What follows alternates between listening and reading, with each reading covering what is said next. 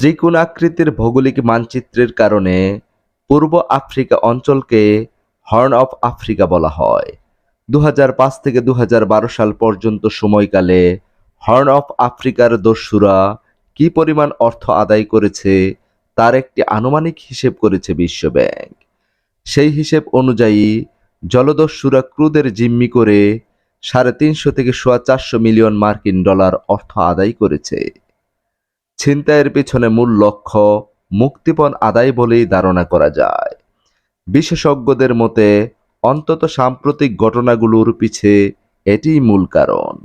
অজানা চোখের আজকের এ পর্বে রয়েছে সোমালিয়া উপকূলে জলদস্যুতা উত্থান হওয়া সম্পর্কে অবাক করা তথ্য, যা জানলে আপনি অবাক হবেন। ১৯৬৯ সালে দেশটির দ্বিতীয় প্রেসিডেন্ট আলী শারমার তারিদেহ রক্ষীদের হাতে নিহত হন এবং সোমালিয়া পার্লামেন্টের স্পিকার মুখতার মোহাম্মদ হুসেইন প্রেসিডেন্টের দায়িত্ব নেন। তবে ৬ দিনের মাথায় জেনারেল সিয়াদ বারের নেতৃত্বে সংগঠিত হয় এক সামরিক অভ্যুত্থান। মূলত তখনই অবসান ঘটে সোমালিয়া গণতান্ত্রিক যুগের। দেশটিতে সামরিক স্বৈরাচারী শাসন চলে ১৯৯০ সাল পর্যন্ত।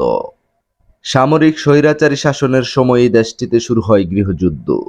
ছিন্ন ভিন্ন হয়ে যায় দেশটির সমাজ।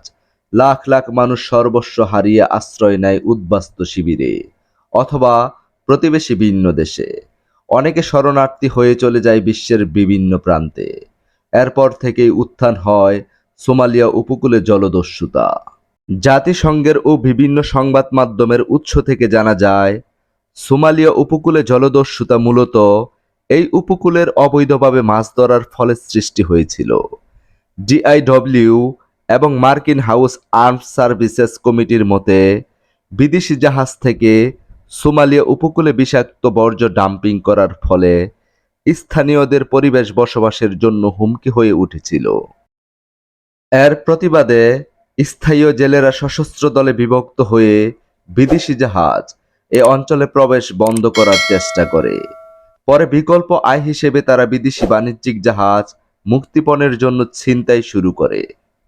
২০০৯ সালে ওয়ার্ল্ড নিউজ কর্তৃক পরিচালিত এক জরিপে দেখা যায়, প্রায় ৭০% মতো উপকূলবর্তী সম্প্রদায় দেশের জলসীমার মধ্যে বিদেশি জাহাজের প্রবেশ বন্ধে জলদস্যুতাকে শক্তভাবে সমর্থন করে।